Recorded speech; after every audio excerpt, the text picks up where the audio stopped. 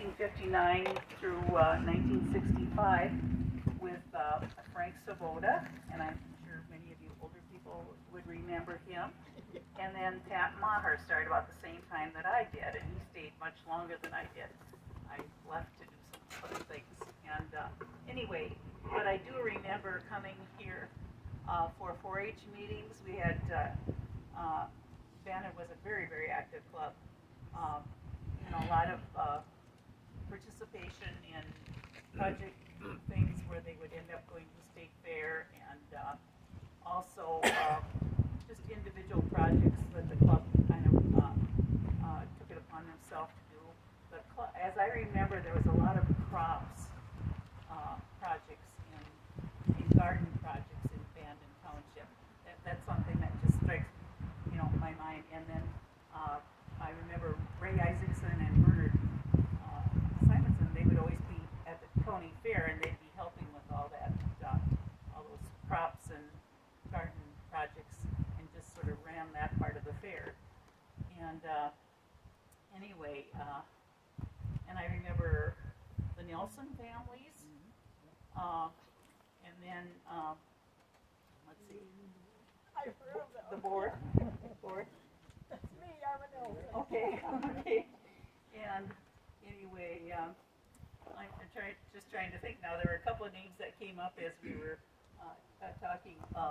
Lahar, now they were from over by Fairfax, so they were in the Carroll Club, I think. Yeah.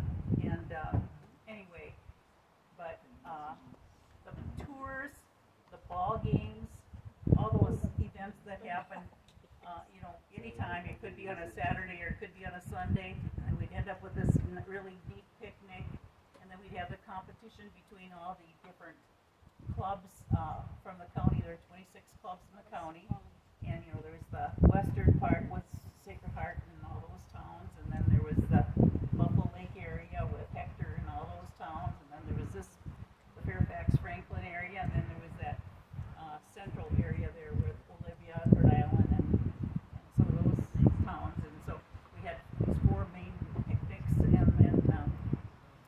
then there'd be the final one where we'd have the competition where who won the who won the tournaments, and the kids could stay in 4-H until they were 21 at that time.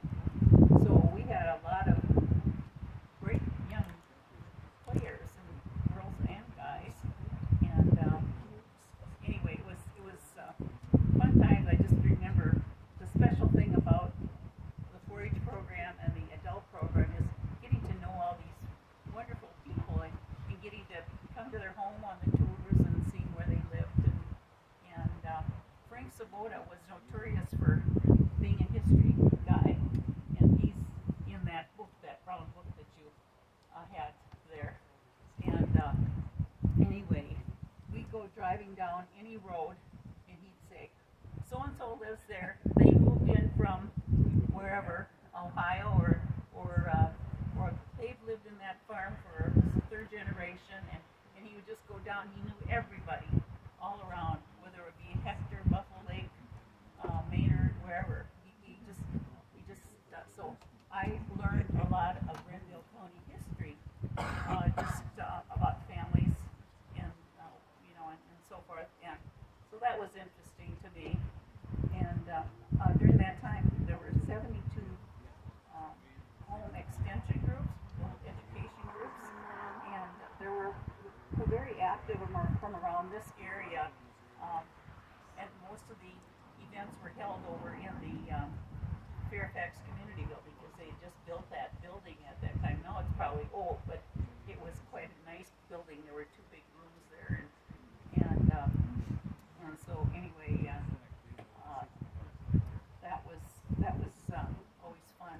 There were probably, I don't know, 100 or more women right from this area that were involved in that, and we put on big rally, or we have, I can't remember if we called it a rally or whatever, but everybody get together for one achievement day or something, and everybody have a little booth, and they'd show what some of the things they had learned for the year. It was